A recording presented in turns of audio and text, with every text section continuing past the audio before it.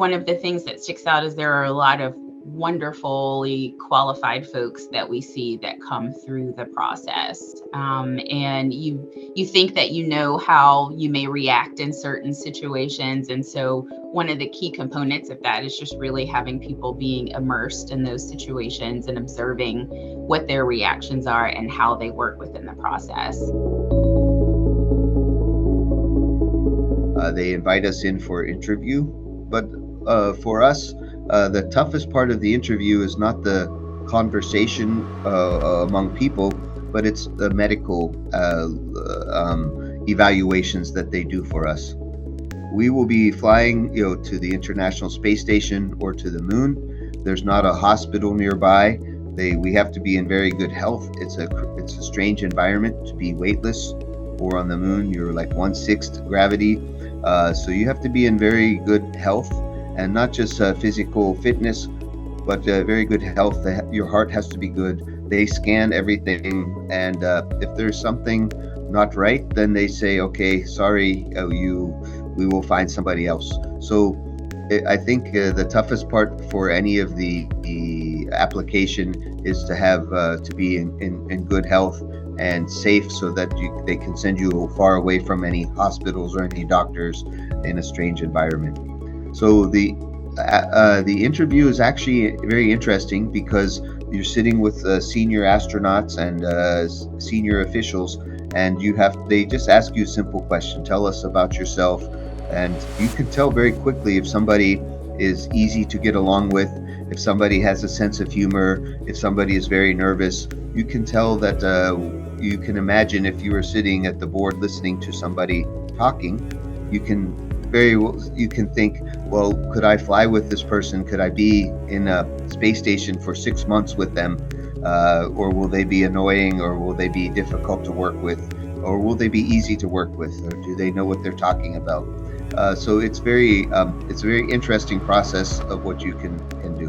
When I applied, we had to major in science and STEM area, and we have to graduate from university level education, and also we needed to have 3 years of working experiences and some medical conditions as well.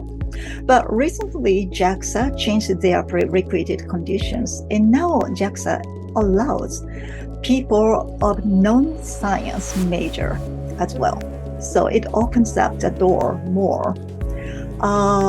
And the selection process takes about a year. The first paper test and a practical test, interviews, medical checks, and a final test includes an isolation chamber among 8 or 10 finalists. Yes, because everything was new. We didn't have an idea what kind of tests were conducted during the selection. So we could not get prepared well. So every time I appeared at the JAXA Space Center or other places, and the JAXA management told me what to do. And so it was very demanding. And each time also it's competitive. And in my case, about 860 something applicants applied for the astronaut, and 3, including myself, are selected. And now it's getting more and more competitive.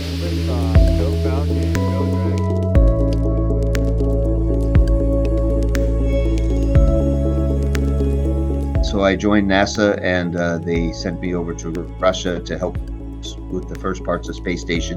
Then I got to fly on Russian Soyuz, Russian spacewalks, and be part of the International Space Station. So it's been a very nice adventure. 3 or 4 times a day did we have communication with the satellite that allowed us to make a phone call to home. So we would be doing our work. There was only 2 of us at the time. We would do our work, and then we would look across the space station and see that the lights that said, okay, you have communication with Earth, with your, you can use the telephone now. You wake up in the morning, you are in your own little room, but it's nice because you're sleeping, you're standing up, your arms floating. But you wake up in the morning and you say, I'm in space. And then you see your friends that you're flying in space with, and beautiful planet Earth is there. It's a great way to start the day.